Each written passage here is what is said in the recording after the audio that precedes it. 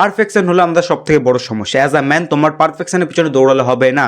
তুমি ভাবো যে আমার কাছে টাইমটা নেই, টাইমটা হলে আমি করতাম, আমার কাছে এই জিনিসটা নেই, এই জিনিসটা হলে আমি করতাম, আমার কাছে কম্পিউটার নেই, আমি কম্পিউটার থাকলে গেম খেলতে পারতাম বা ভিডিও এডিট করতে পারতাম, আমার কাছে মাইকটা নেই, আমি নাহলে বলতে পারতাম ভালোভাবে, আমার কাছে ফোনটা নেই, আমি নাহলে ভিডিও বানাতে পারতাম। বাট অ্যাজ আ ম্যান তুমি যদি এই ভুলটাই করে থাকো যে আমার কাছে এটা নেই বলে আমি করছি না, তাহলে তুমি সবার থেকে বড় ভুল করছো।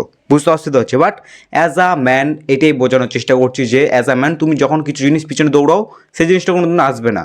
তুমি ভাবছো যে আমার কাছে ফোন নেই বলে আমি পারছি না, বাট কিছু ছেলে আছে যারা যাও করে ম্যানেজ করে তোমাকে করছে, কেউ বুঝতে আসেনি যে তোর কাছে ফোন নেই, তোর কাছে আমি হেল্প করতে আসবো, কেউ হেল্প করতে আসবে না, রিয়ালিটি হেল্প করতে আসবে না।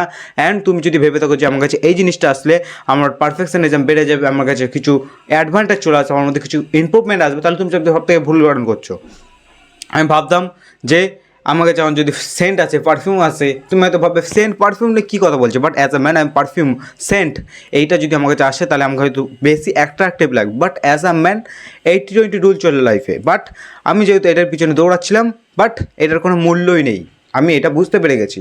এছাড়াও আমি অনেক কিছু তো বুঝতে পেরে গেছি। আমি প্রথমে ভাবতাম মোবাইল নেই, মোবাইল আছে, কম্পিউটার নেই, কম্পিউটার আছে, অ্যান্ড এভরিথিং আছে, যেটা আমার লাইফে অনেক কিছু ইম্প্যাক্ট এনেছে, বাট সেটার কোনো মূল্যই ছিল না। যেমন আমরা এখন মনে হচ্ছে লুকস ম্যাক্সিং চ্যালেঞ্জ বানাবো, বাট আমার কাছে কিছু লুকস নেই, বাট আমি বলছি লুকসটা বানিয়ে নিই তারপর চ্যানেলে বাড়াবো। বাট আমি যদি আগে থেকে ভিডিওটা আপলোড করা স্টার্ট করি, একবারে দুটো করি, সব থেকে বেটার হয় না? অ্যাজ আ ম্যান তুমি অপেক্ষা করছো কিছু হওয়ার জন্য, তারপর তুমি স্টার্ট করবে, তাহলে সব থেকে বাজে গাছ আছে। তুমি ভাবো পয়সা আসবে, আমি তখন স্টার্ট করবো, বাট পয়সা বলে তুই স্টার্ট করবি তারপর আমি আসবো।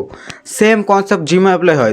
তুমি ভাবো আমার কাছে বডি হবে তারপর আমি জিমে যাবো, বাট তোমাকে সেই বাজে অবস্থা দিয়ে যেতে হবে, তোমাকে সেই হাত পা ভাঙতেই হবে, তোমাকে সেই ওয়েটটা তুলতেই হবে, সেই ব্যথাটা ফিল করতেই হবে, তারপরেই তোমার কাছে আসবে রিয়ালিটি। তুমি যখন এই স্টেপটা দিয়ে যাবে তারপর তুমি ওই জায়গাটা গিয়ে পৌঁছবে। তাই তুমি ভাবছো যে আমি ওই জায়গাটা যাবো তারপর স্টার্ট করবো, এরকমভাবে হয় না। অ্যাজ এ ম্যান তোমাকে এটাই বোঝানোর চেষ্টা করছে এই ভিডিওতে। ভিডিওটা খুব ছোটো ছোটো হচ্ছে, বাট ভ্যালু তোমার লাইফে প্রচুর প্রোভাইড করবে ভিডিওগুলো।